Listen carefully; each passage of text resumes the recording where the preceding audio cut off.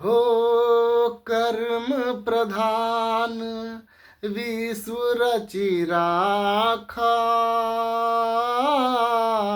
जो जस करहि सो तस फल चाखा। राम सिया राम, सिया राम जय जय राम। राम सिया राम, सिया राम जय जय राम। नमस्कार दोस्तों, कैसे हैं आप लोग। रामनवमी की बहुत बहुत बधाई आप लोग को, बहुत बहुत शुभकामनाएं। साथ ही अभी नवरात्र चल रहा है मित्रों, तो इस नवरात्र के शुभ अवसर पर मुझे एक बहुत ही प्यारा कहानी आ गया। जैसे कि हम लोग नवरात्र में माता दुर्गा का पूजा कर रहे हैं, 9 रूप का करते हैं, और हम देवी माता को बहुत पूजा और सम्मान के दृष्टि से देखते हैं। वहीं मुझे एक कहानी बड़ा प्यारा याद आ गया। साथ ही साथ अभी रामचरितमानस का जो मैंने चौपाई पढ़ा कि जो जैसा करेगा उसके साथ वैसा ही फल मिलेगा। साथ ही साथ माँ से जुड़ा हुआ एक बड़ा ही प्यारा छोटा सा कहानी है दोस्तों। तो कहानी ये है कि माँ माँ होती है, और जैसा आप माँ के साथ करिएगा वैसे ही आपके औलाद आपके साथ करेंगे। तो कहानी ये है कि बहुत पहले की बात है दोस्तों। एक माता थी, उन्होंने अपने बच्चे को पढ़ाया लिखाया और बहुत बड़ा आदमी बनाया।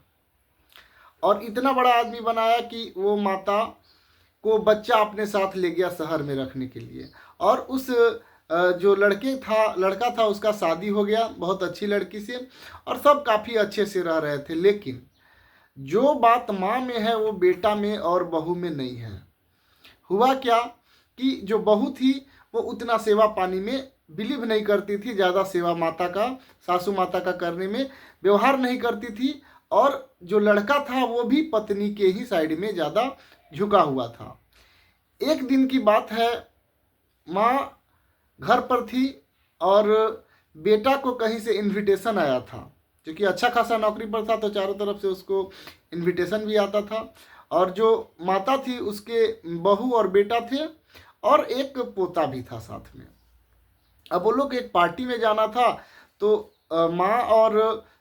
माँ जो थी उसका लड़का और बहू आपस में बात करने लगे कि हम लोग तो पार्टी में खा लेंगे, माँ का कैसे होगा। तब तक बहू बोलती है कि मुझे एक दिमाग में आइडिया सूझा है, थोड़ा सा 1 किलोमीटर या आधा किलोमीटर की दूरी पर एक मंदिर है जहाँ पर तो रोज़ लंगर मिलता ही है। माँ को कह देते हैं वहीं खाना खा लेगी, क्योंकि फिर हम लोग 10 11 12 बज जाएगा पार्टी से होके आएंगे, तो माँ तब तक कहाँ भूखे रहेंगी।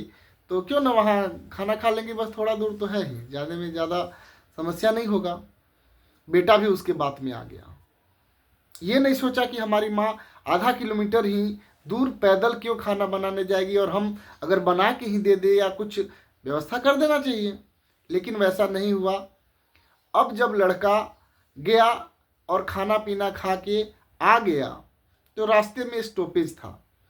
आने लगा जब खाना पीना खा के, तो उसका लड़का यानी जो बूढ़ी माता थी उसका पोता बोलता है अपनी माँ से और पिताजी से कि माँ और पापा, मैं जब बड़ा हो जाऊंगा ना तो अपना घर बनाऊंगा एक मंदिर के किनारे। देखिए कितना गहरा बात अभी होने वाला है।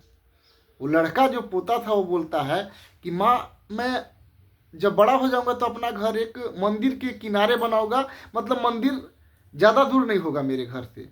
तो उसकी मम्मी और पापा बड़ा उत्सुकता से पूछने लगे कि हाँ, क्यों बेटा, ऐसा तुम क्यों सोचा।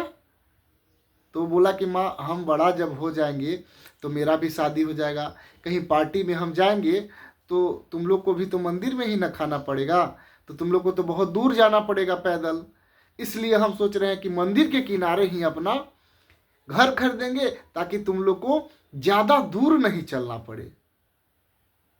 तो ये रियलिटी है दोस्तों।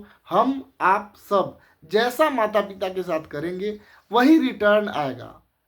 तो छोटा सा बात है, ये छोटा बच्चा जो सीखता है, जो देखता है वही सीखता है और वैसा ही करता है। और जो शुरू में मैंने कहा, जो जस करहि सो तस फल चाखा, जो जैसा करेगा उसको वैसा कर्म मिलेगा।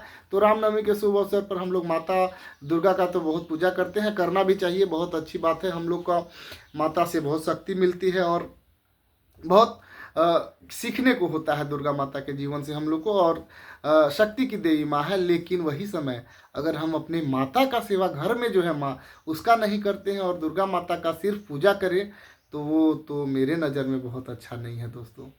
तो अपने घर की माता का सबसे पहले हम ख्याल रखें, उसके सुख सुविधा का, उसके बाद हम लोग अगर देवी माँ पर पूजा करें तो मुझे लगता है कि ज़्यादा प्रसन्न होंगी। बहुत बहुत धन्यवाद मित्रों।